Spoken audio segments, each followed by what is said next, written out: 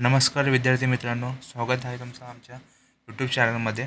आज आपण इयत्ता 6वीच्या हडप्पा संस्कृती धडा 3 या विषयाबद्दल या धड्याविषयी आपण बोलणार आहोत.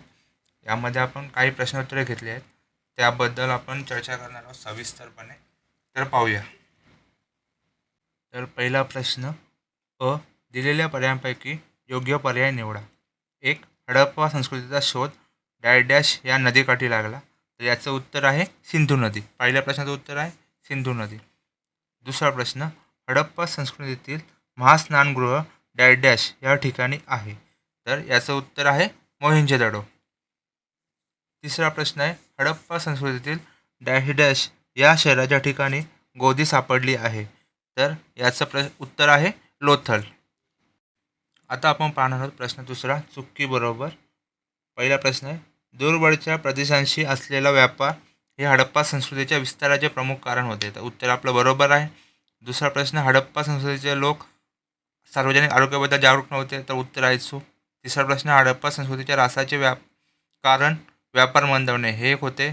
तर उत्तर आहे बरोबर. व्यापार मंदावला म्हणून हडप्पा संस्कृती ऱ्हास होऊ लागली. प्रश्न दुसरा, संकल्पना चित्र पूर्ण करा. तर हडप्पा संस्कृतीची वैशिष्ट्ये याबद्दल आपलं संकल्पना चित्र आहे. तर याची पहिला आहे उत्कृष्ट नगररचना, सांडपाणी व्यवस्था, एकसारख्या विटा, कृषी आणि व्यापार, महास्नानगृह, मुद्रा आणि भांडी ही सर्व हडप्पा संस्कृतीची चांगली वैशिष्ट्ये होती.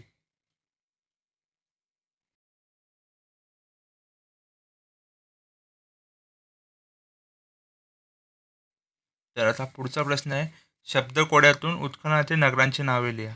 तर आपल्याला भेटली नगर आहेत हडप्पा, लोढल, मोहेंजोदडो, ढोकविरा, कालीबंगन, राखीगढी.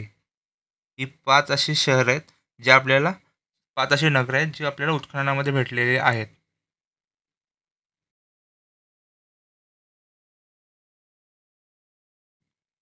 आता आपण पुढचा प्रश्न पाहणार आहोत. प्रश्न 3, टिपा लिहा.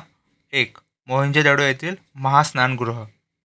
तर याचं उत्तर आहे पहिला, मोहेंजोदडो येथील महास्नानगृह हे त्या काळातील स्थापत्याचा एक विशेष नमुना होता.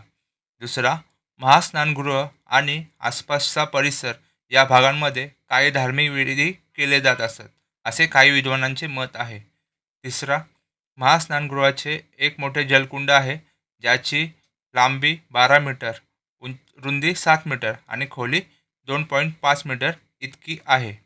चौथा, हे स्नानगृह पक्क्या विटांनी बांधलेलं होतं. त्यात पाणी भरण्यासाठी आणि पाणी बाहेर काढण्यासाठी खास तंत्रज्ञान वापरले गेले होते. त्याच्या आजूबाजूला विशेष छोट्या खोल्या होत्या.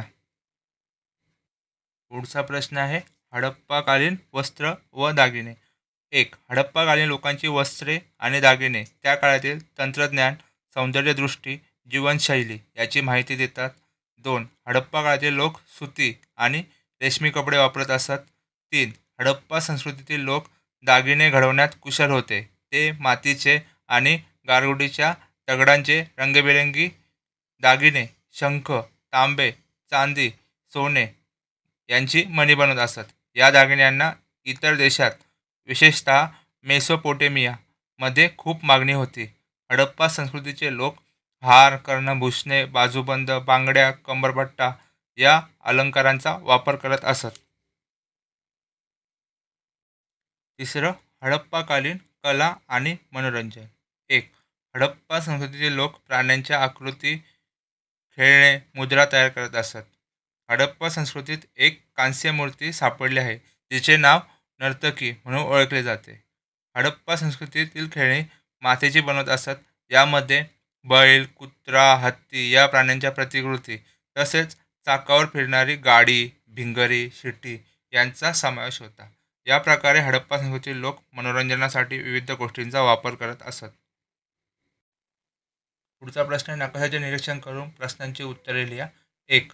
भारतातील राजस्थान या राज्यातील हडप्पा संस्कृतीच्या कोणत्या एका स्थळाचे नाव लिहा. तर उत्तर आहे कोटविजी. 2. भारताच्या आंतरराष्ट्रीय सीमारेषेबाहेरील हडप्पा संस्कृतीच्या कोणत्याही एका स्थळाचे नाव लिहा. तर उत्तर आहे सोतका कोह. मंडा हे हडप्पा संस्कृतीचे स्थळ कोणत्या नदीच्या तीरावर आहे? तर उत्तर आहे चिनाब नदी. चौथा प्रश्न आहे, दायमाबाद हे हडप्पा संस्कृती स्थळ वर्तमान काळातील कोणत्या राज्यात आहे? तर उत्तर आहे महाराष्ट्र. हडप्पाकालीन शहरांच्या रस्त्यांचे जाळे समांतर आणि एकमेकांना काटकोनात छेदतील असे रचलेले होते. 2. त्यामुळे तयार होणाऱ्या चौकोनी मोकळ्या जागेत घरे बांधली जात असत.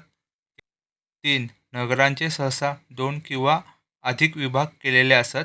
प्रत्येक विभागाला तटबंदी असे. उंचावर बांधलेल्या विभागाला बालेकिल्ला असे म्हटले जात असे. बालेकिल्ल्यात अधिकारी लोकांची वस्ती होती.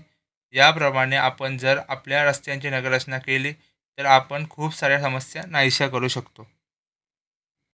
हडप्पा संस्कृतीच्या ऱ्हासाचे प्रमुख कारण म्हणजे नदीच्या प्रवाहामध्ये झालेला बदल. नदीचा प्रभाव बदलल्यामुळे पाण्याचा तुटवडा निर्माण झाला. त्यामुळे शेती व जीवन यावर परिणाम झाला. हडप्पा संस्कृतीचे ऱ्हासाचे दुसरे कारण म्हणजे महापूर, दुष्काळ किंवा भूकंप यांसारख्या नैसर्गिक आपत्तीमुळे नगरे उद्ध्वस्त झाली. हडप्पा संस्कृतीच्या ऱ्हासाचे तिसरे कारण म्हणजे हडप्पा संस्कृतीचा इसवी सन पूर्व 2300च्या सुमारास व्यापार मंदावला.